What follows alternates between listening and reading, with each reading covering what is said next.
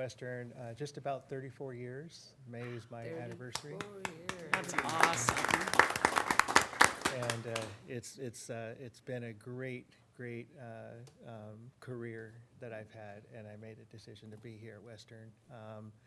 I currently work in the Development Services Department. My supervisor is Ginger Hahn, and she's amazing. And I'm also planning on, I am retiring May 2nd. Oh gosh. So, Wow. but Well, you. Oh, and she heard her name and then she came in. she's like, Was that coordinated? That was her entrance cue. That What was the heck? it wasn't scripted. So, Okay. let's all stand. I pledge allegiance to the flag of the United States of America and to the republic for which it stands, one nation, under God, indivisible, in liberty and justice for all. Thank you. Sergio, thank you very much and thank you for your service. We're going to miss you around here, but we hope you enjoy your retirement a lot. You sure you don't want to do another 34 years? I'll take a few more vitamins. Okay, we will move on to public comments. Ms. Ford. Thank you. I have no requests to speak. I see no one on Zoom. However, I did receive one written comment prior to the deadline yesterday, and you have a copy of that on your dais seat, at your dais seat.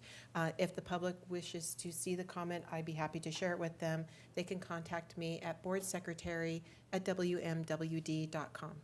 All right, thank you very much. And moving on to item 5, consent calendar. Does anyone want to pull or just to discuss any item? If not, I would look for a motion to Move to approve. approve. Second. It was Director Torres and Director Gardner.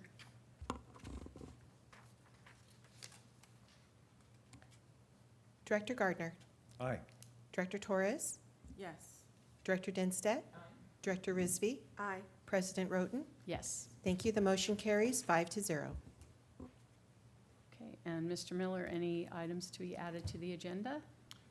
There's nothing to add to the agenda, but I want to notify the board members I hear a but. that your little button to turn your mic on has been flipped around. So you can see the lights of when your microphone's on or off now. So it's kind of backwards, but we're trying to make this easier. I complained about it because I couldn't see my light. And so I want to thank Steve and his team for coming in and flipping those things around and making it a little easier for me. Yeah. And I Hopefully like that makes it a the, little easier. the big lettering. on And, there, and we too. wrote it It's so I could nice. see it too. Yes. We're very glad you see the light. Yeah, we hope to see the light. Oh, So nothing to change on the agenda. No, give us a second, Fazia, hold on. I can't vote on this yet. all Director right.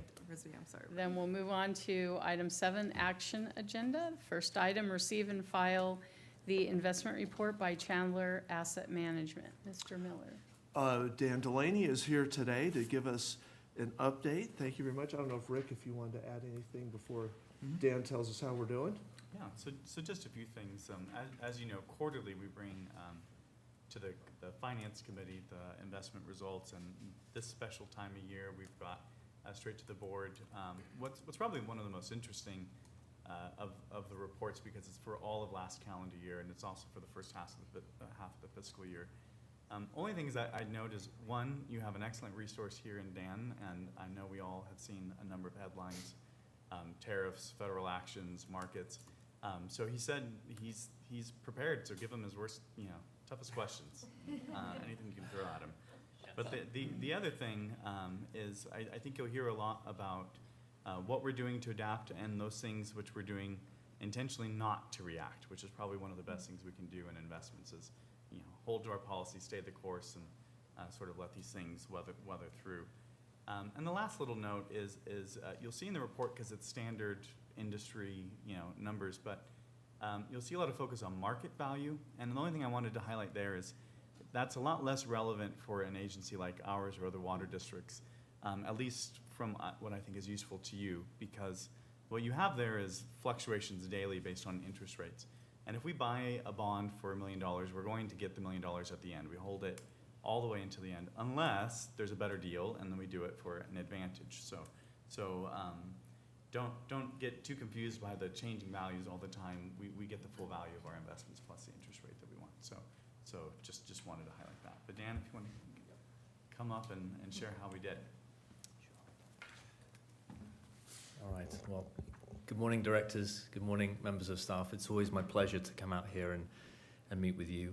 We have a lot of slides, and I'll try and get through them relatively quickly. Tammy, shall I control, or will you? It's your choice, but we Okay. can control for you. I'll give it a whirl. Okay, we're going to Okay. let you control then, Dan. So, as you said, lots of headlines, and the markets are very political now, so we would caution against extrapolating too much. The situation is very fluid and changes every day. I think this morning we woke up to a different potential reality with regard to the tariffs, and the markets have been volatile, and again, they tend to fluctuate between extremes, and over the long term tend to rest in the middle, and everything will be fine. And we're in a good economy right now where the consumer is in good shape, household balance sheets are healthy, jobs are plentiful, wages are rising above the level of inflation. So I can show that here in the first slide. We're generating around 200,000 jobs every month. Sure, there could be some risks to that, particularly through federal job cuts. I think it's important to frame what that could be. There's around 2.5 million federal workers, and that makes up around 1.5% of the total workforce. And sure, there could be some ancillary workers at a risk as well, contractors. But there's a lot of momentum in the private sector as well. Let's not forget that. And so, overall, we feel as though that momentum should continue to carry the economy through whatever volatility we see on the job front, particularly with regard to federal workers. This is really the key thing that the Fed is watching, the jobs report. We're in a situation right now where inflation is not really an issue. Prices are not coming down, but they're not going up as much as they were. And you can see the big round trip that we've done here. And I would just show you the chart on the right, and this is really the Fed's preferred gauge of inflation. At one point, we were up at 7-8%, and now we're back down to between 2 to 3%, which is normal, which is exactly what the Fed wants. So the Fed's not doing anything for now because, as I said, the economy is healthy, and if creating jobs at 200,000 every month, unemployment is pretty much at all-time lows, 4%. Why do anything? But they can do a lot. They can reduce rates by a lot if they saw weakness in the job market, which is exactly what they're focused on, and this is what we're focusing on. We're looking at as many real-time indicators of potential weakness in the jobs market, and the best one is the unemployment claims, which we get every week, and that is not flashing red right now. So for now, the Fed is probably going to be in a holding pattern. On the chart on the right, you saw them increase rates by a lot in the past few years to 5.5%. They came down a little bit last year to 4.5%. They could come down a lot further, but for now, they've said to us, we're just being really patient and we're watching the job market to see if there's any weakness. And the last slide is the bond market. So we've kind of been in this sideways pattern, chart on the left, with regard to bond yields, which is fine because bond yields went up and now we're clipping a pretty good income for your portfolio. We're getting 4 to 5% on some of the purchases that we're making. Really great yields, particularly if you think about it in the context of inflation being 2.5%. You get paid 5% and inflation is 2.5%. You're making 2.5% over and above the rate of inflation for pretty much risk-free investments. You haven't seen that for 10, 15 years. That's great news. And of course, there's the option, if the Fed cuts significantly, that the market value of your portfolio is going to rise substantially because as yields come down, bond prices go up. So being in bonds right now is a really good place to be, we think, in terms of relative attractiveness, and we'll talk about the VIBA Trust, which includes both bonds and stocks. The bond market really screams buy right now, particularly compared to the equity markets. The one last thing I would leave you on, because I think it's very important for your portfolio, is the shape of the yield curve.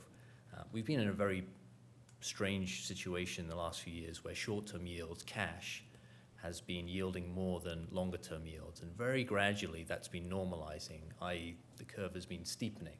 So you're getting paid more to go further out and invest in 5, 10-year bonds than to just stay in cash.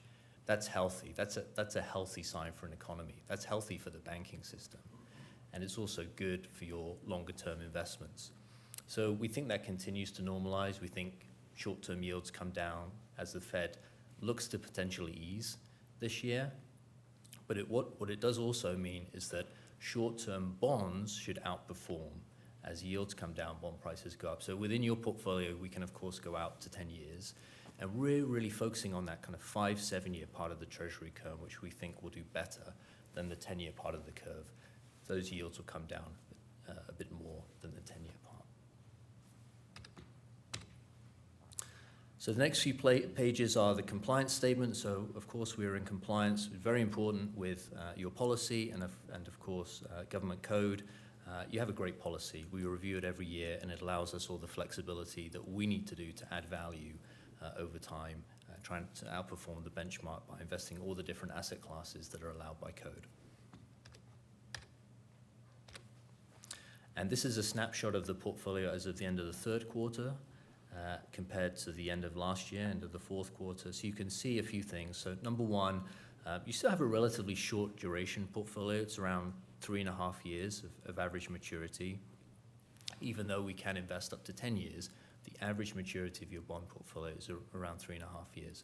So that really helps insulate the portfolio from being too volatile. Of course, the further you go out in terms of maturity, the more volatile it becomes. So around 3.5 years. The purchase yield didn't really creep up too much over the quarter, but it is going up. As of today, it's over 3.1%. So we're reinvesting in higher yielding securities. As I mentioned, we've been buying bonds in the 4.5%, 5%, and even above over 5% this year. So that's increasing the earnings power of your portfolio. Average market yields did rise during the fourth quarter, really as a result of the elections, in expectation that there would be some very pro-growth policies put forward by the new administration that would potentially be negative for the deficit. So the Treasury market did react somewhat negatively to that. Yields went up, bond prices went down. You can see the market value of your portfolio went from around $272 million to 267. Today, that's somewhat reversed. Yields have come down a bit, so your portfolio value is around 273 million. So, to Rick's point, it does move around a lot, the market value. We'll talk about the realized returns, which are far more steady. So this is a chart, quite a good one, going back a long time, showing the purchase yield of the portfolio. And again, really the earnings power. So we've seen yields normalize, and that line should continue to rise. That means you're getting more income from your portfolio. Hopefully that's very helpful when it comes to making budgetary decisions, that you're earning more from your investments. Your sector diversification, we always say, stay very diversified. You have a very strong core liquidity component in treasuries. Those are the most liquid bonds to sell. If you ever needed to tap into these reserves, then around that we're buying these still very safe, very liquid sectors that just offer us a bit more yield, such as corporate bonds. Not too much change. And these are all the issuers that we own, hopefully some names that are very familiar to you. The key point is that, again, we stay diversified. We don't own any non-government issuers over 2%, even though your policy and code will allow us to own up to 5%. So imagine there's an exogenous event like a wildfire or a corporate fraud, or a company decides to do something which isn't particularly bondholder friendly, that is just very difficult to analyze, even though we do a lot of our own work.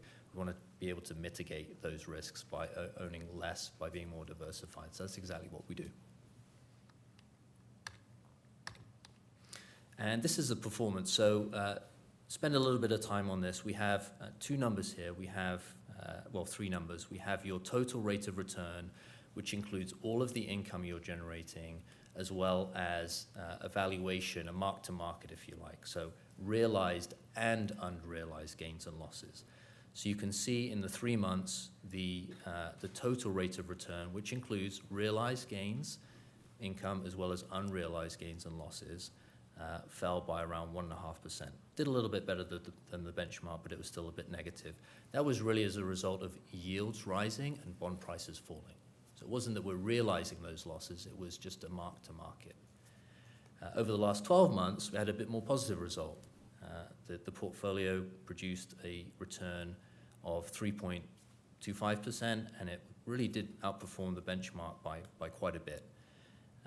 And if you go back to the since inception numbers, that's kind of been the way that we've been managing it.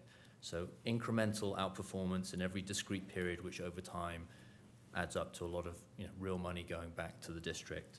And then we have also a realized rate of return, which is essentially the income that you're generating from the portfolio, less any losses that we make in the portfolio, because sometimes we do sell securities as a loss to get a better deal to reinvest in those high-yielding securities.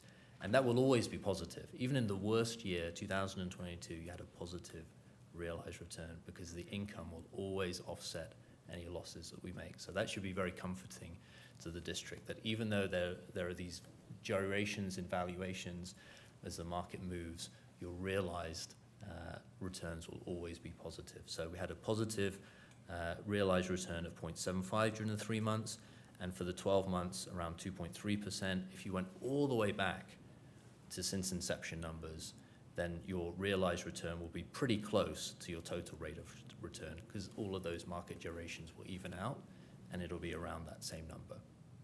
So unfortunately, we moved to a new system, Clearwater, and so we only have these realized returns going back to when we made the switch, which was at the beginning of 2024. But over time, you'll obviously get more data, and you'll be able to see those realized returns being positive and aligning pretty well with the since inception number. So that was a quick overview of the operating reserve, and I just had some comments on the VIBA Trust.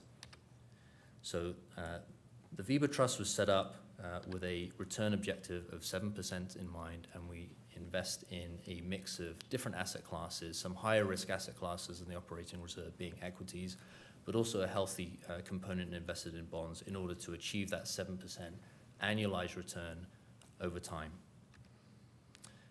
Again, we have a compliance statement, different parameters, but you're in compliance with all of the parameters of the policy. In terms of the sector allocations, this doesn't really change much, so we're not going to see wild swings in the asset allocation. It's pretty much a 60-40 portfolio, 60% being equities, and you have some diversification across different sizes of companies and geographies, and 40% bonds. And again, you have some diversification within bonds. Now we're going to be in a much better position to see bonds doing more heavy lifting, with yields being where they are. They're going to be adding more return to the portfolio just through income. And if the equity markets do fall, you're probably going to see bond prices go up a lot, which will provide that offset too. So good news that bond yields are now going to be more of a factor in the portfolio. I'll skip through these pages here. Again, not much changes during the asset allocation. We did invest towards the end of the year in slightly more bonds than stocks. We do small tweaks as our capital market assumptions change annually, and then every quarter we make sure that the allocations are in line with those. The last 3 months was a slight negative. The portfolio was down around 2%. We have a benchmark that we track. It was down slightly more, down 2.5%. That really came from the bond market not doing so well, as well as some international equities, while US equities did okay. But if you look at the last 12 months, great numbers, 9.3%, slightly underperforming the benchmark. And if you go all the way back to since inception, we're really hitting that bogey of 7%, 7.2% annual return. Again, really the benchmark here is that 7% number, but it's pretty much in line with this multi-asset class benchmark that we've put there just for your reference too. And that's it. Happy to answer any questions, even tough ones.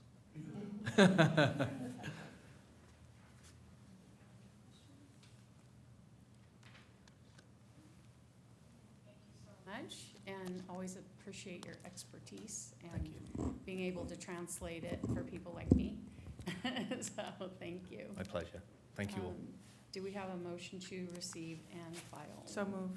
Second. So move.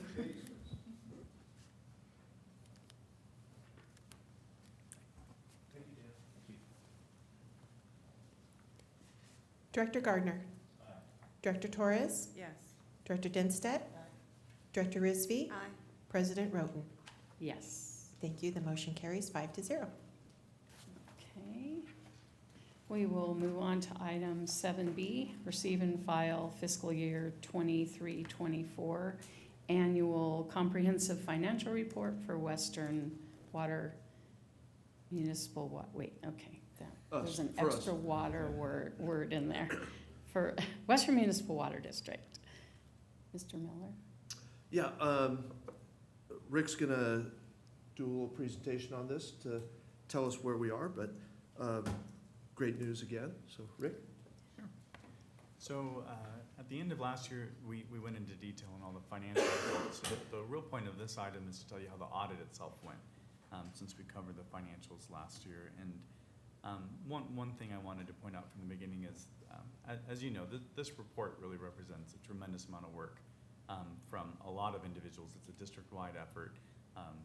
Finance, accounting has to essentially bug every department: engineering, water resources, operations. The communication team puts a tremendous amount of time into this. This year in particular was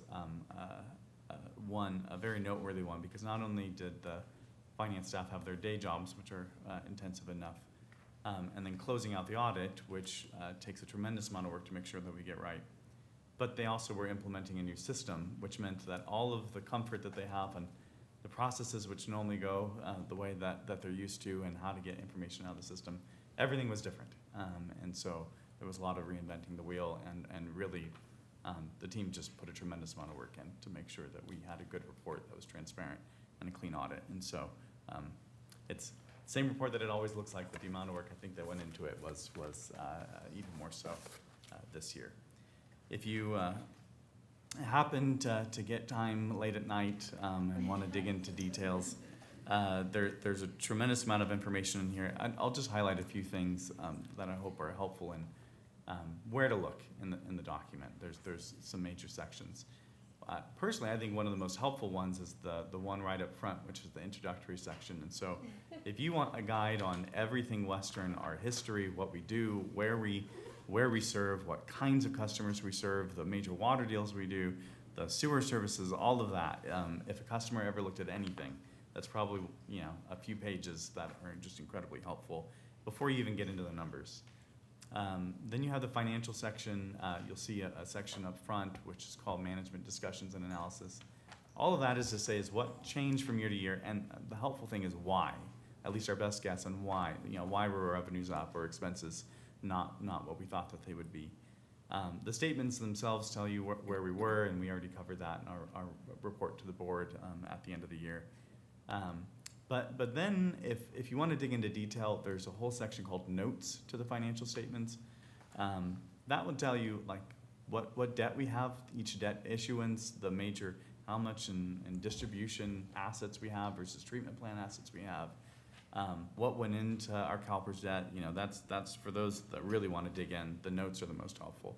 And then lastly, if you want to see the story of Western and how things have changed, the statistical section at the end. That'll tell you how our customer growth has gone over it's all over a 10-year period.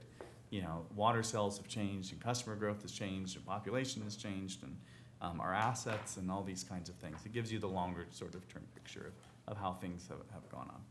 But that being said, it had a very successful audit. We have Daphne Munoz here with CLA to go over the results of that, and they'll independently tell you the same thing. But just wanted to highlight the great work of staff and sort of the highlights of the report and where to find things. So, Daphne? Good morning, members of the board. Again, I'm Daphne Munoz, principal at Clifton Larson Allen, and I am here today to present the results of our audit for June 30, 2024. So my presentation will go over 4 areas. First, I'll go over our scope of services, our opinion, our report on internal control over financial reporting, and lastly, the communication with those charged with governance, which is required by our professional standards. So for our scope of services, we performed an audit of the financial statements for the year ended June 30, 2024, in accordance with generally accepted U.S. government standards and auditing standards, And we are also doing an audit of the federal grant expenditures. The district spent more than $750,000 in federal grants, therefore the district is required to have what we call a single audit. That is more of a compliance audit in addition to the financial statements audit. So included in this big report that Mr. Aragon said would be good for reading at nighttime if you're, if you cannot sleep, our report really is on page 1 under the financial section. It's about a 4-page report. The first paragraph talks about the opinion and the period that we are auditing. So this report covers the period of July 1st, 2023 to June 30, 2024. For June 30, 2024, we have issued an unmodified opinion, which means that the financial statements are presented in all material respects in accordance with generally accepted accounting principles. So in layman's term, it is a clean audit. This is the highest opinion that any auditee can get. The financial statements are the responsibility of the management for the preparation and fair presentation of those financial statements. Our responsibilities as auditors is to provide an opinion on whether those financial statements are reasonably stated. So we performed our audit in accordance with generally accepted auditing standards as well as government auditing standards, and we've obtained sufficient evidence to provide reasonable assurance that the financial statements are free from material misstatements. And I always like to highlight the term reasonable because we do not provide an accurate assurance because we cannot provide that. We did not test all transactions that happened during the year. Therefore, our opinion is just based on reasonable assurance. As part of our audit, we considered the district's internal control over financial reporting to determine whether our audit procedures are appropriate for the purpose of expressing our opinion. However, we do not provide an opinion on the internal controls over financial reporting. But that is not to say that if we found something that we would not be mentioning it and we would not be reporting it. But I am happy to announce we did not have any findings for June 30, 2024 with regards to internal control over financial reporting. Lastly, I'm going to go over the communications, the required communications. The planned scope and timing of our audit was communicated during our planning meeting as well as during our engagement letter, included in our engagement letter. And management is responsible for the selection and use of appropriate accounting policies, and these are described in Note 1 to the financial statements. The financial statements include significant estimates for which actual results could vary and could be different from what is included in the report as of June 30, 2024. And two of them significant estimates included in the financial statements are the annual required contributions, the pension expense, and the corresponding deferred outflows and inflows related to the district's public benefit, defined benefit plans with CalPERS.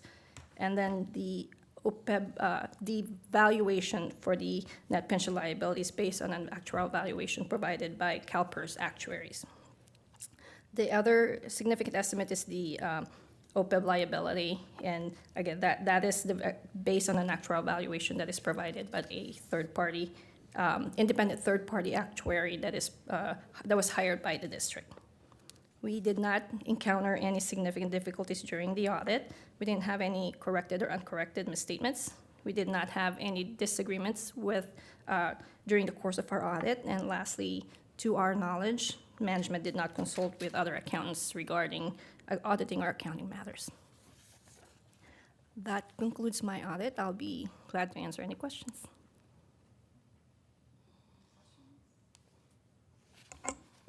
No questions, but I do want to say the statistics portion is riveting. So I'll move to receive and file. Thank you, Director Torres. I appreciate that. Like all the pages I ripped out from my. I'll second, and just congratulations to our staff for, doing things the right way, as you historically do. And just a quick comment too, I've got a lot of these, and just kind of curious, There is another award in these for excellence in financial reporting, which we've gotten several years in a row. I can't remember ever not getting this, so do we have a number? I know, right? No, I don't want to put that out in the universe. Sorry. No. Do we have a number of how many of these we've actually gotten? Just curious. Okay, all right. So I just want to acknowledge that that is in here. This is a document that's highlighted, and that's just a testament to the excellent financial reporting that we have, the team that we have in place, all of the things that come into play with this. So really, this is good stuff, and it really should be a confidence builder for the public to understand that we're doing exactly what we need to be doing, and that we've rise to the level to be able to obtain these awards. This is not an easy thing to do, and not every agency gets this. They don't hand these out for participation awards.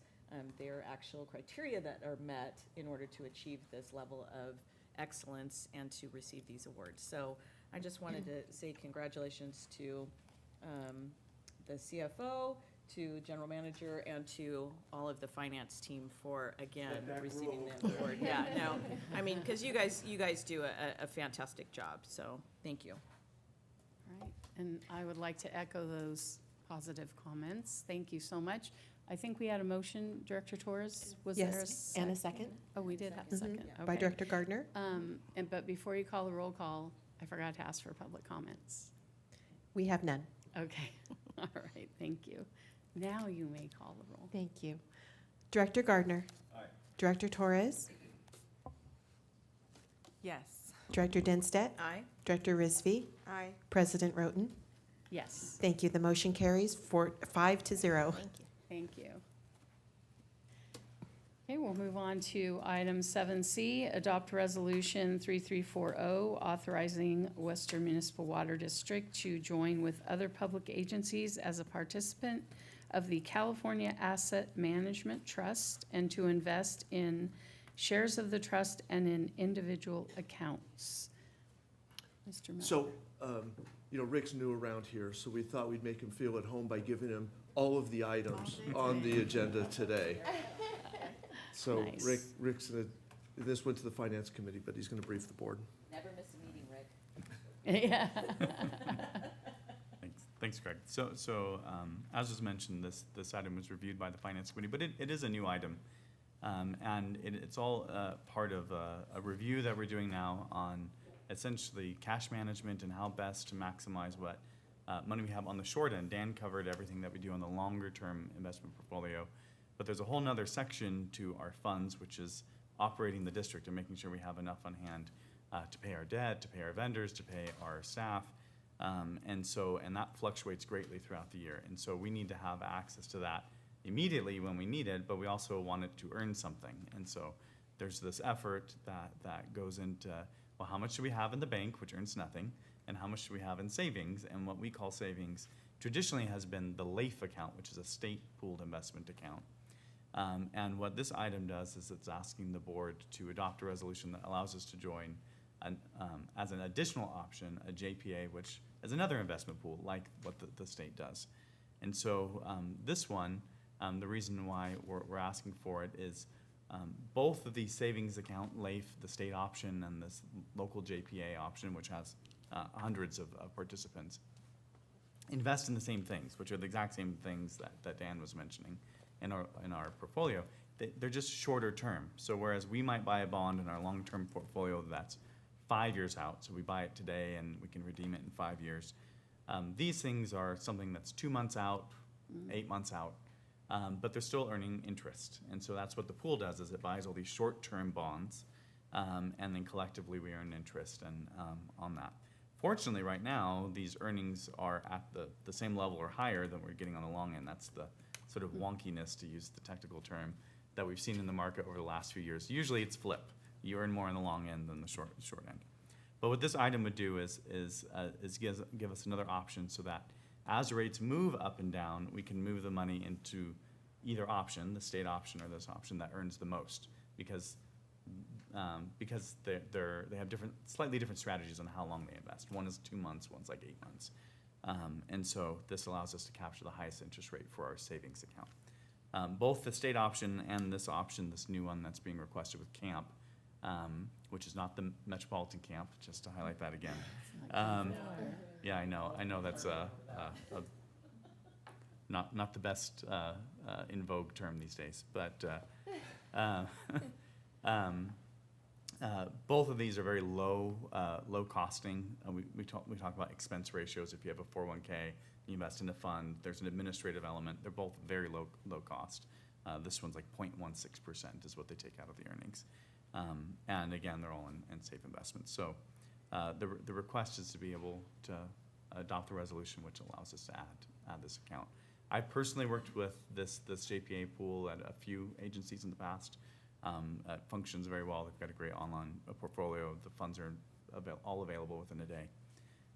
And then I was able to check on one concern to officially verify from them that in no way, shape, or form is the creditworthiness of any individual JPA member, does that affect any of the others?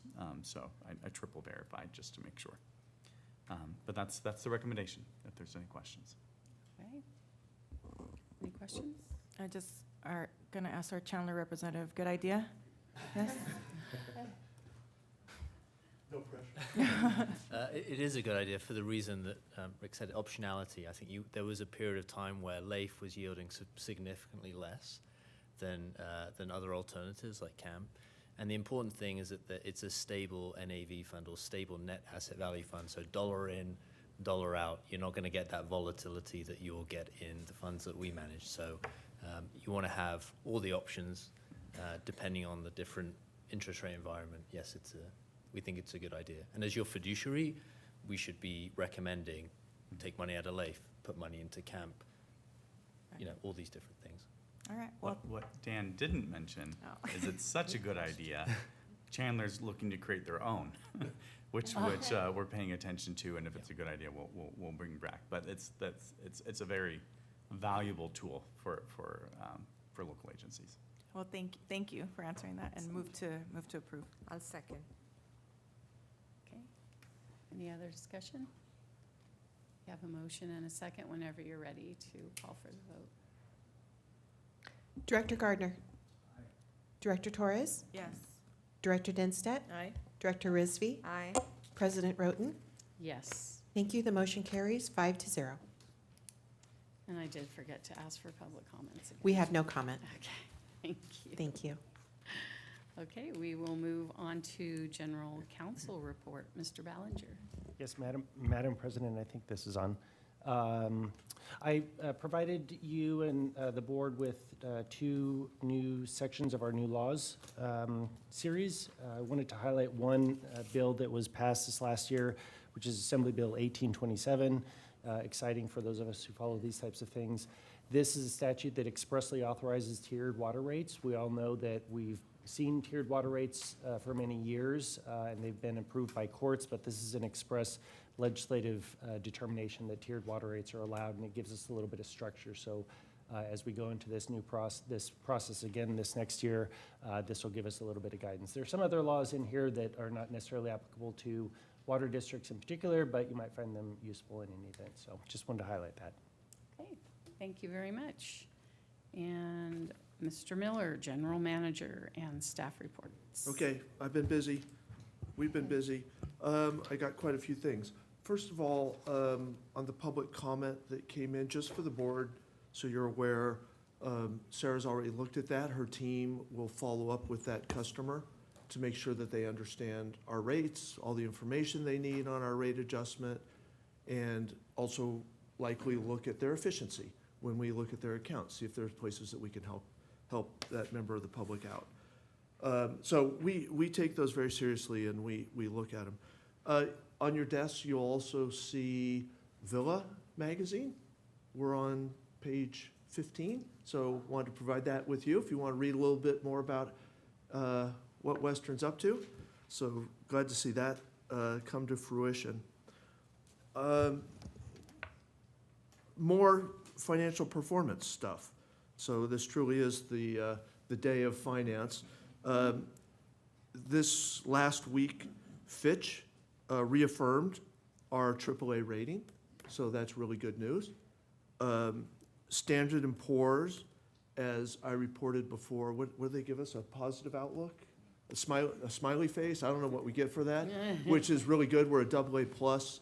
They're gonna follow us for probably another year or so. We've set up meetings to get back together with them in a couple of months, but we're pushing for a AAA rating out of them too. AA plus is outstanding, but we're overachievers. To follow up on the comment about the public and, the audit and the AAA rating and all that, it's super important with the public. So I think I told you I spoke to the Mission Grove Homeowners Association, and we had a member of the public there who was trying to corner me, and he was talking about how much surplus money that we have, that we should give back to the customers. And, all the reports that we had today and the AAA rating are all the verification that the board should be really proud of, that we're a top financial agency and we're very responsible with our customers' money. And I invited that person to come to our board meetings and listen, and also we have all this public information that they could get that verifies exactly how responsible and how good a stewards we are with the public's money. So we go through all this great work.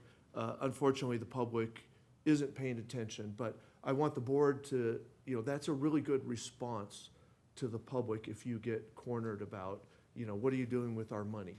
We go through all the steps that top performing public agencies go through to check, ensure, verify, and deal with our revenues and our savings and our reserves appropriately.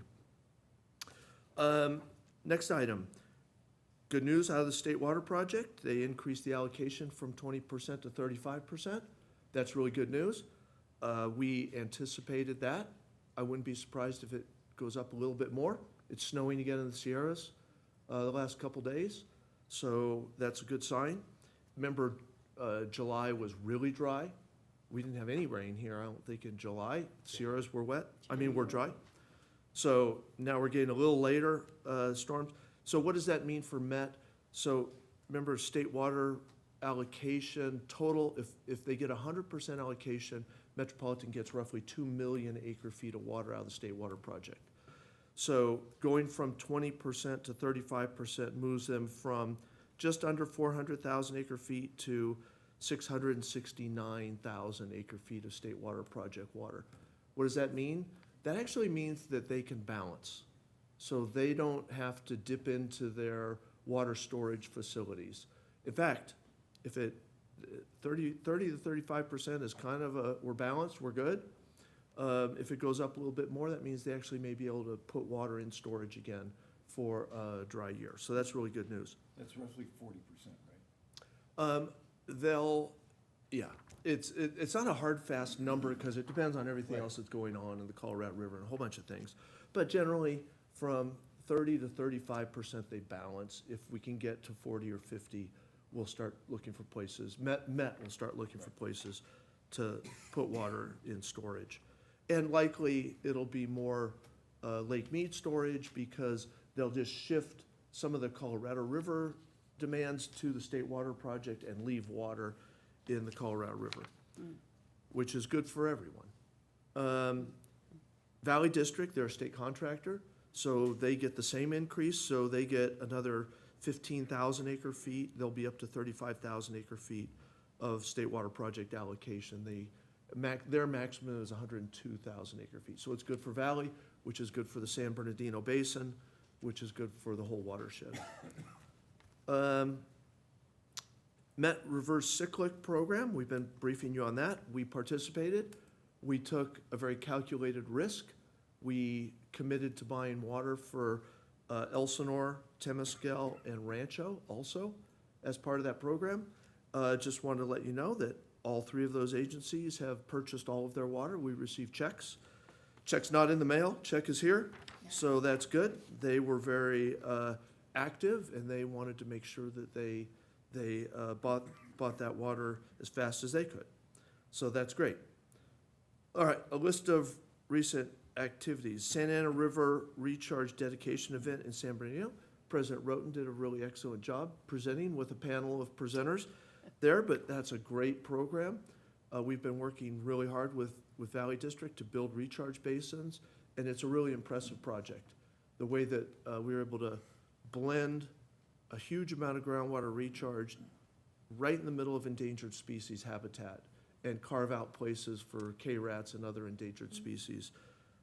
So very successful program. Hats off to Heather Dyer and Valley for really leading the charge and doing the contract, all the contract issues and the project management.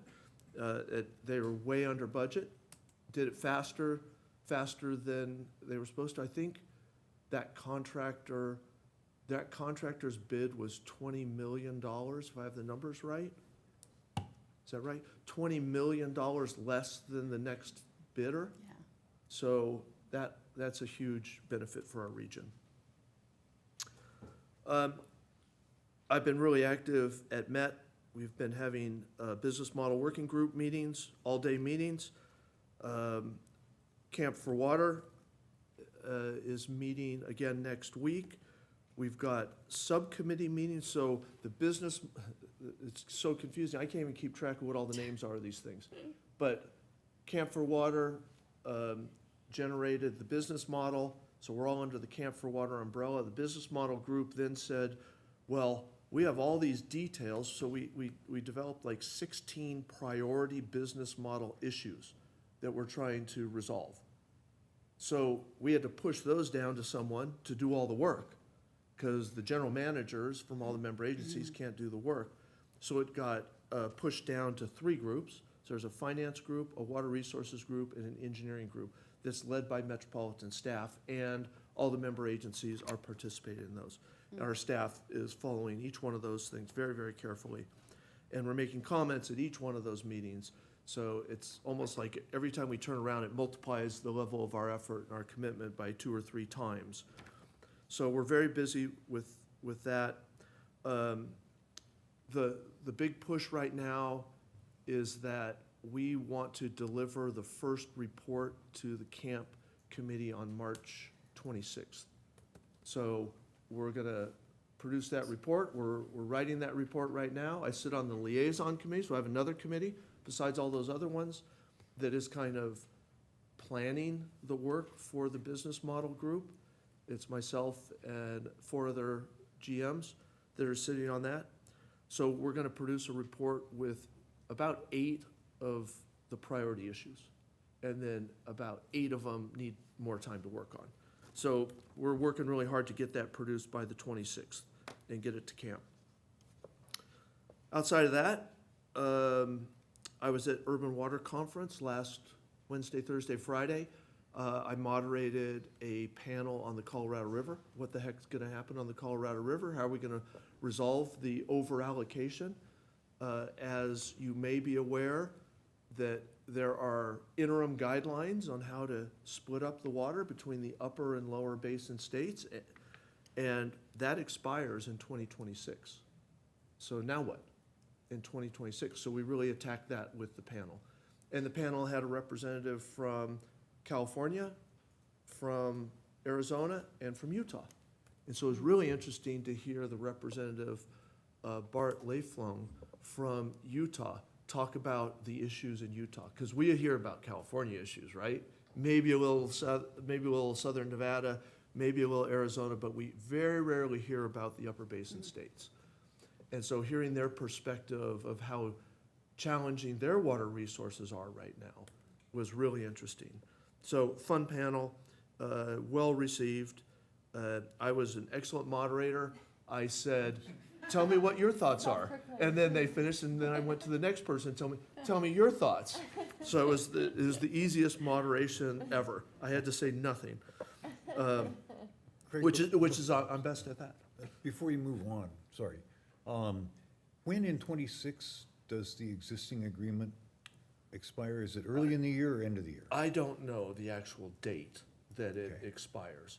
The challenge is, I mean, the basin states have all been meeting for years. But we might have less than a year, or we Yes. might have Yeah. almost 2 years. There are people scrambling in the I would, audience. I would, Yeah. I don't know, Ryan, do you know the date? I don't know the date either. End of 26. Okay. But, you know, It's you nice know, to have a this little more isn't, time. this isn't, you know, like, we talk in geologic terms sometimes in groundwater, and then we talk in dog years.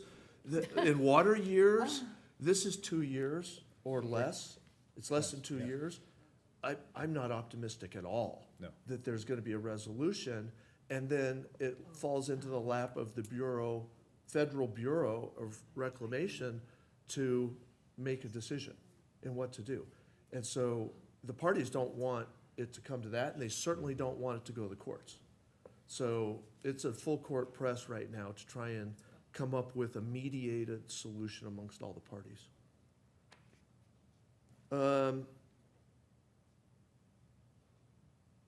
All right, that's enough of all that. Upcoming meetings, Thursday evening, March 13th, we have a special board meeting. Our next rate workshop is gonna be in the evening, so 6 o'clock on the 13th, be ready for that. And then, I think that on the 20th, the evening of the 20th, is the next MODOC Water Policy Dinner. And Devin Upadhyay is gonna be the feature speaker from Metropolitan, who now has the general manager role. And so I think that'll be a very interesting, well-attended meeting if you can make it. I believe we have a table? We have a table? So you'll, you know, reach out to Tammy if you can make it. I think it'd be really good to be there. Unfortunately, I'm out of town, so I won't be there. So there's one more seat if the board members want to attend. But that's in Costa Mesa. I know it's hard to get to. That's at the West End. Yeah. Leave early. But I think it'll be a really good meeting. And really good networking opportunity before the meeting, if you can get there, you know, an hour to 45 minutes early. There's, you know, the whole Met crowd and the Orange County crowd is all gonna be there. And I think it's really good for Western to be there, be seen, and be in conversations with that group. So hopefully you can make it. And that, I'm happy to answer questions, but that concludes my report. That's it? That's it.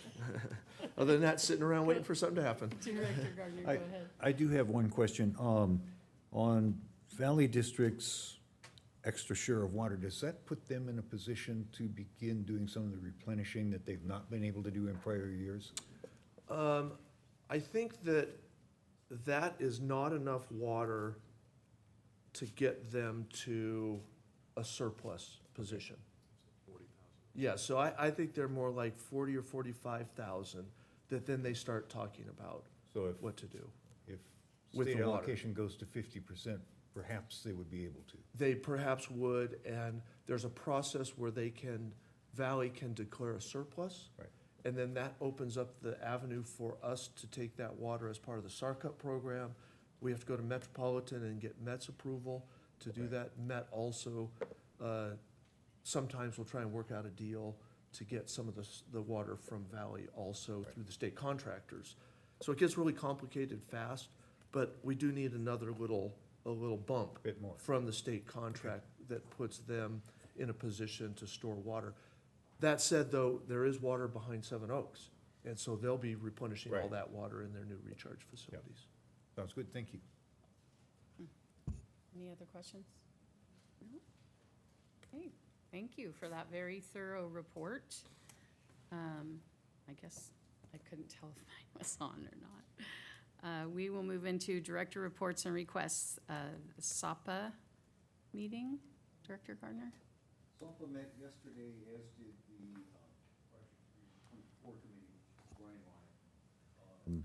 SAPA okayed issuing an RFP for an investment management service.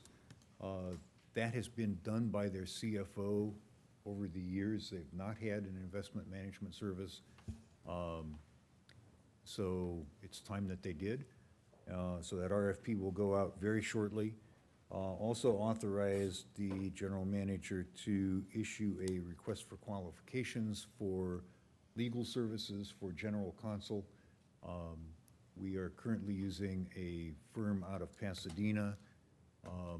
The attorney who had been assigned to SAPA retired abruptly for health reasons without notice, and SAPA found out that there had been a change when the newly assigned attorney showed up.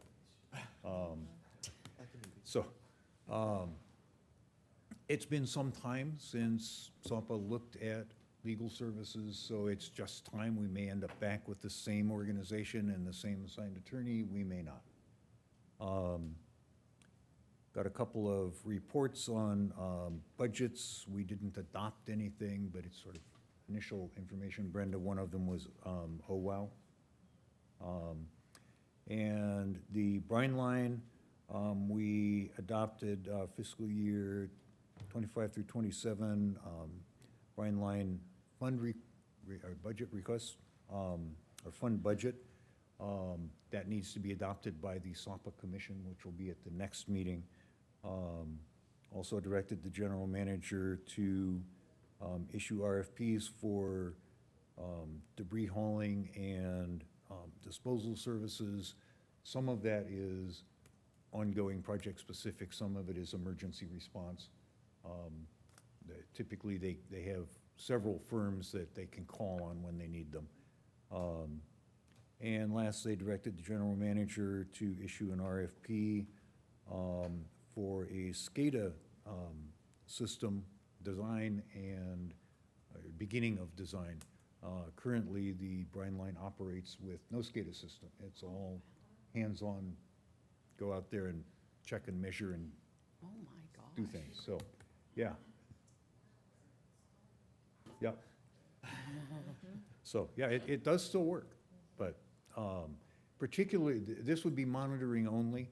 The Brine Line operates 24/7 barring emergencies, and if you need to isolate a portion of it, it's kind of a big deal, and you don't want to do that remotely. You want somebody to be physically in the field to see if it is operating as it should, and be able to do things if they need doing. So, SAPA is crawling into the 20th century. And that's it. Oh, I'm sorry. Thank you. How about the Met update? So Metropolitan, we meet next week, but I'm sure I'm going to really excite the general manager by saying this, that committee assignment changes are coming out, and some committees have been changed, some names have been changed again, some others are being stood up, and there's some movement now. So, new committees. So buckle up, there's gonna be some new acronyms and some new things coming out. So, that should be announced from the chair at the next board meeting on the finals with that. So we'll see how that all pans out. Other than that, I will be in attendance next week, and we'll have more to report on at the next meeting. Okay, thank you. And Chino Basin Water Master. Watermaster meets in 2 weeks.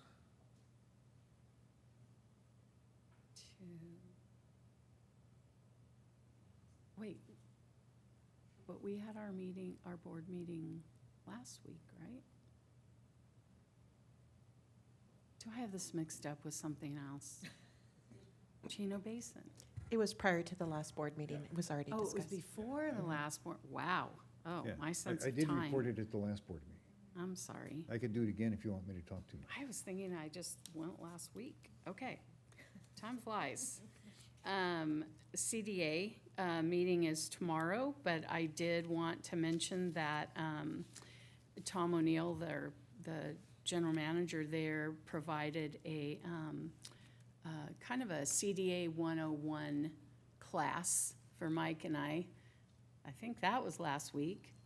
I'm pretty sure.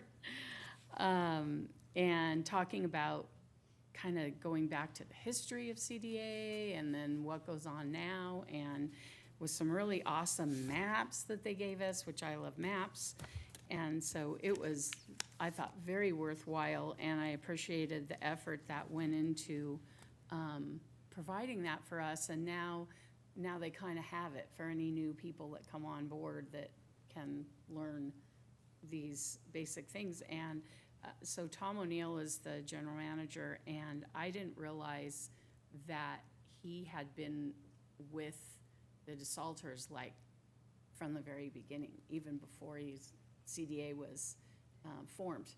And he worked at JCSD, and he worked in City of Ontario, I think, and didn't realize all that history was happening, so. He's an old salt. Oh, my gosh, the valuable information when you have these careers, like the gentleman that did the flag salute 34 years, with Western. It's just incredible, because for someone like me, I'm like into my 4th year, but to be able to hear back and know why things are happening because of what happened back then, and then putting that all together, and then it gives you that better foundation for moving forward. So I really enjoyed attending that. Very worthwhile. Okay, Rikra. So we had a meeting last week, and it was just one item.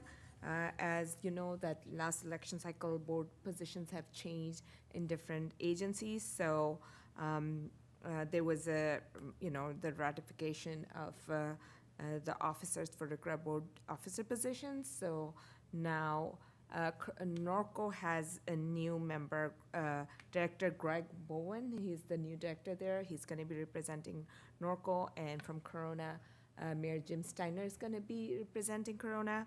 So we just had a ratification of these new members. We did get an update from Brian No, as you have seen that we've had major savings at the plant, and he presented amazing charts to show what the work has been done, and it was really good to see. Also, Jesse Pompa from JCSD gave us an update of what is going on at the recycle water pump station, and they have sent out a contract for construction. I believe that's where we are at, and there was no closed session item. And yes, one more thing, that last year we had approved a budget to clean the digester 1, and that was really good to see. This was the first time, I think they had talked about that it was after 7 years they had cleaned the digester, and they said that, lesson learned is something that they want to do that, more often. 7 years was a long time. So that was really, they had pictures to show what work went in, and it was really amazing to see. And That was possible because the Rikra board invested in a third digester. yes. And so we needed another One to digester so that go, we could so we start could cleaning the other do the ones. other So ones, yes. that was a long program, and thank goodness the board supported that and funded it, and we had a really good construction project to build that. Yes, so, perfect. Thank you, and that Okay. was it. Thank you, Director Rizvi. And WRCOG. Yes, WRCOG, so I have just a couple of things. We are seeking sponsors right now, so I'm pleading to my colleagues, if you have a sponsor that wants to sponsor General Assembly, now is the time to start getting those sponsors on board, because they get some benefits if they sponsor early and often. So they'll get additional tickets and things to be a part of that. So looking forward to that. And then we have the Women's History Month event is going to be here in this room. Next It is hit capacity, so it is sold out, so I'm really Wow. excited about that. So it got moved from our training room to this room, and now we're kind of out of space. So we're really looking forward to that program. And then the other thing, I will have a little bit of a bigger announcement. I think at next meeting, we did have a closed session. The title of that was Conference with Real Property Negotiators. And there was no reportable action out of that closed session, but I'm sure at next meeting I will have more of an update I can provide to you. So with that, that concludes my report for WRCOG. Okay, thank you. And Sarah. They will finally meet next Maybe. week. No, finally, there is an agenda, so. Oh, okay. You're not just teasing us, okay? She said I saw proof. Oh my Wow. gosh. Life. And Aqua representative. Yes, Brenda. so I did attend the Aqua DC conference last week along with the CASA conference. And, you know, DC is always a very interesting place to visit. And we always get a number of speakers that talk about a number of things. And certainly, one of the most interesting things I think that was talked about was the fact of what this Congress is and what this administration is going to be. Everybody, no matter what side of the aisle you sat on, everybody has said, DC is moving faster than it's ever moved before. There's a lot of changes and everything is up in the air. And so there's a lot of uncertainty that's going on right now and what's gonna happen. Cause you know, we wanna know about the big piece, like what's going on with federal funding, the grants, the programs, the this, are we gonna get our money? So that was a big question. Everybody had a little different take on it when they talked about it. Nobody would put anything hard in writing, right? So, right, I mean, it is what it is. PFAS regulations, regulatory requirements was all big topics to talk about.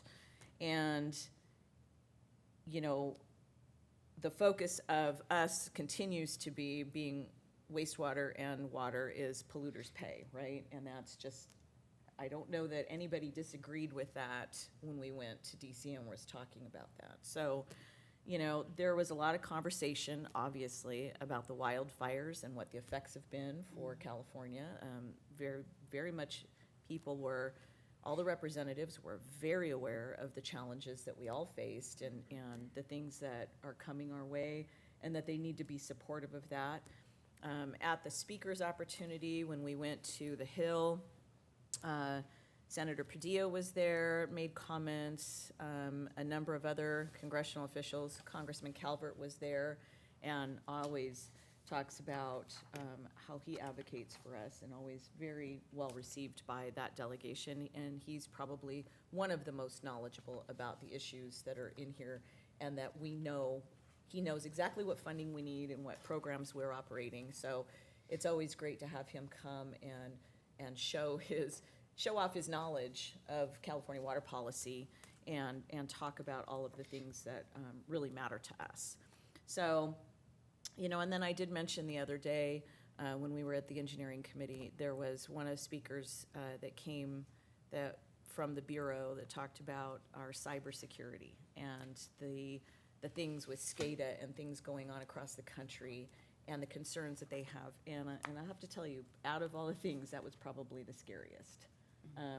You know, at some point I just wanted to say, stop talking, I don't want to hear anymore, because it just is so unrealistic to me, and to know that this isn't even happening in country, that most of the threats are coming from outside of our borders and in other nations and countries. And it was an eye-opener, it really was. And, you know, there are just some things that sometimes I wonder if you were better off just not knowing.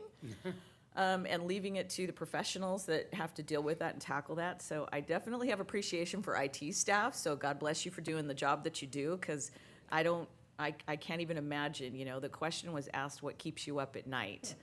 And there were some really scary answers from that panel and some of the things that were said. And so always a pleasure to go back there and listen to the perspectives from across the state and what's coming to DC, and meet up with the colleagues and just talk to everybody about their issues. So it was a good trip. The weather was cooperative. It just sprinkled on us as we were heading out of town, so that was all good. And, you know, that Aqua, we're gonna have program coming up, so I'll provide dates on that. I believe we're having a program on April 11th. We're having a meeting or something on April 11th. That date's, yeah, I think that's striking me as the next meeting that we're having. And then we have spring conference coming up in May. So, and with that, that will conclude Okay. my comments. All right, thank you. And we'll move to director comments. Director Torres, do you want to start? Yes, hopefully short. The first one is it's gonna rain this weekend, or today, it's supposed to. But I just wanted to, with all the burn scar that's going on, everyone here and those from the public that are listening now or will listen later, you can go to rivcoready.org/alert-rivco to find out where there will be debris cleanup efforts, mostly in the El Carrizo area is where a lot of these efforts are, and then Anza. I don't think any of us represent that area, but those are ongoing now and then will be ongoing after these rain events. Happy Read Across America Week. I had the opportunity, which, I double booked myself, I shouldn't have, but I had the opportunity to go to elementary school and talk about water and how we get it, how we clean it, and how important it is to us, and just a wonderful experience. Happy Women's History Month to all my sisters at Western. Hope you're enjoying this month and enjoy knowing that the contributions that have been made and we continue to make in our country. And then lastly, I'll be attending the WELL Conference this weekend, so I'll give an update on when we meet again. So thank you. Director Rizvi? Just happy Women's History Month. Thank you. And Director Gardner? Happy Women's History Month to all you ladies that I get to sit here with. Thanks. All right. I did participate in the Chino de Salter Authority sort of historic briefing, which was really useful. I'm the alternate. Laura is very good about going, but every once in a while, I get called on to go, and it's helpful. And it's also really, the desalters, Chino desalters, are really important to the functioning of Chino Basin as a whole. So it's helpful to understand the desalters better as our representative to the Chino Basin Water Master. So that's what I did. Very good. Director Denstedt? I just have one quick comment, and I will, I'm making this comment early, so I just want to wish a happy birthday to my birthday buddy, Craig Miller.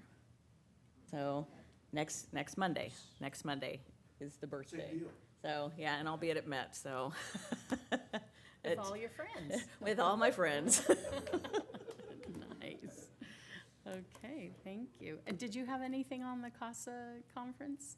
The CASA, You I have stuff, I have all kinds of information and things, but I kind of blended the two Oh, on okay, that. So I'm okay. not sure which speaker, because they kind of overlap each other. Yeah.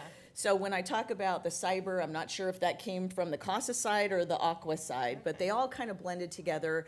We have a joint reception, and so really? if you've never ever gone to the DC portion where CASA and Aqua interface, we have a congressional joint reception that we host, and it was at the Botanical Gardens this year. Nice. It was last year as well. And we invite all the members of Congress to come, from our delegation, to come and participate with that. So there's a crossover, and many of us jointly register for both conferences so that we just kind of transition from one into the other. And we have several events that, and dinners and things that we do, so. Okay. Yeah. Awesome, thank you. And so on a lighter note, do they still have the argument of whether it's CASA or CASA? Yeah, right. That usually comes up at the. conference. Yeah. Exactly. Oh, gosh. Okay, thank you. Well, I had a couple comments. I did attend the day 2 of the Grow Riverside Conference last week, and it was a farm tour.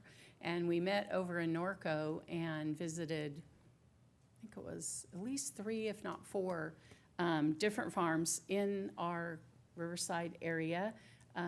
Went through over on Victoria to the green, what they call the green belt over there, and probably the one that is really sticking out in my mind is Gaitan Farms, and they are family farmers.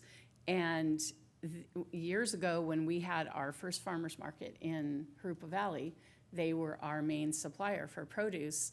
And I always remember they had this big banner on the back of their booth, and they had a little girl in the picture who is, of course, now grown. And her sister was one of the presenters, because she looked a lot like her, and I said, "Are you the one that was on the banner?" And she was like, "No, that was my sister." So I heard someone ask how many employees they have, and they have different sites. So they have that. I think that's probably their main farm, but they have different areas that they grow in, pretty much all locally, although their berries are grown up by Santa Barbara area. But everything else, like there is a farm in Mira Loma, Jurupa Valley, and there's a couple others. But I kind of forgot. Oh, somebody asked how many employees they had. And I think I was kind of overhearing. So I think she said 10, but it sounds like they're all family members, which I thought was really cool. So they're keeping that tradition going and growing just beautiful food. And they have a farm stand there, and we were able to buy some stuff from them, which was unexpected and really cool. And I just filled my basket, and I swear we ate almost everything in like 2 days that I got. But it was so good and fresh, and I thoroughly enjoyed that day. And then we started in Norco. We were on a luxury bus, which was driven by probably one of the best bus drivers I've ever had on any tour. She was amazing. And then we ended up back in Norco, and then they kind of tagged on a meeting of, I believe it's CAFF, and don't ask me what it means, California Agriculture Family Farms, maybe? It's a group, and they're starting a chapter that will serve pretty much the Inland Empire. And so I guess because they had kind of a captive audience, they figured, well, we'll just introduce this to everyone on the tour. And they did. I stayed for just the very beginning of that part. But the networking that's being done and the support for this entrepreneurial farming, Norco has 5 acres, and they have 8 like micro farms on those 5 acres. And so they're, combining their marketing efforts, they're combining their knowledge, they're combining, and it's just, I don't know. I've told you guys before, I don't know what it is about farming that I am so attracted to, but I just really like it. So that was that. And then yesterday, I had the pleasure of leading the Healthy Jurupa Valley collaborative meeting. Healthy Jurupa Valley meets every month, just about every month, first Tuesday. And they have these action teams. And back in the day, more than 10 years ago, when the initiative started, I was part of the foundation for starting that. And I stay a little involved as my schedule permits. So I was asked if I would help plan the March meeting. And they mentioned that World Water Day is this month, which I had not even heard of that. And so we did a water-themed meeting, and we had speakers there. Chris Birch spoke, Brian Ladisaw from Rubidoux, so Chris Birch from Jurupa Community Services, and then Emily Fuentes. I happened to run into her. She used to work at JCSD, now she works at SAPA, and she did a short presentation on SAPA, and then I did a very abbreviated presentation on Western and Santa Ana River Water Company, because they couldn't be there. And I was able to talk a little bit about SB 72. And the room is always full for these meetings, so there's a good 60 people in attendance. And we even skipped a couple little fluffy parts of the meeting to allow questions, because people were very engaged. And the idea was, especially concentrating on the Jurupa Valley and surrounding regions, where does your water come from and how does it get to you? Because we've talked about telling our story, and that's exactly what went on yesterday. And it was just so, of course, I couldn't even sleep the night before. I was so excited. I didn't go to bed till like after 1 o'clock. And I was running on like adrenaline, because I could sense that the folks were really engaged. And then the presenters were fabulous. So, and there were a couple board members there from Rubidoux, one from JCSD, and so I just had to share that, because everything that we're doing here and all the outreach that we do and all the communication that we do is paying off. And those, especially those two general managers that were there, they saw that yesterday. And they know, and they're so busy, and I so appreciated that they carved out that time. And they saw that, oh, people are interested in this, in knowing how it gets to them on a basic level, obviously. But, so anyway, I just wanted to share that. It was a lot of fun, very well received, and I heard things of, oh, we need to do something like this again. We need to do this again. We need to do this more often. Oh, I was like, let's do it. So. And I forgot something, you said farmer, and it reminded me of something. In case we haven't seen this, there is an event coming up. Metropolitan has sent out a notice, and I don't know if Eastern has or not, but Randy Record, they're having an event for Randy Record on March 13th. It will be the Everything is official March 13th. naming, ribbon cutting of the naming of the west end of the tunnel in Santa Cito. So they're gonna have a big thing out there at 10 o'clock. So if we haven't gotten that, I can try to. Met did send it. Okay, so just putting that on everybody's radar in case, because that's kind of a big deal. Yeah. It's also a very busy day for. Yes, It's a for a super for a lot of busy people, day. yes. We have Isn't- many conflicts. That's the Women's History Month. Yep, it's, yes. Yeah, the WR Yeah. dog thing, right? I know, so I'm gonna have to come kick it off, do my opening comments, and then I'm gonna try to race out there really quick, Oh, and then okay. come back to Oh my finish gosh. the luncheon. Yeah. Yeah, so if we have an aircraft in the budget, or a helicopter. Helicopter this would- rides. This would be really helpful. Just saying. Wow, okay. All right, yeah, March 13th, for whatever reason, it's a hugely busy day. Yes. Lots of opportunities. Are there any requests for future agenda items? Nope. Okay, seeing none. Our next meeting, Wednesday, March 19th, right here at 9:30, other than our workshop, budget workshop on March 13th at 6 PM, just as a reminder. And we will adjourn at 10:53. 10:53.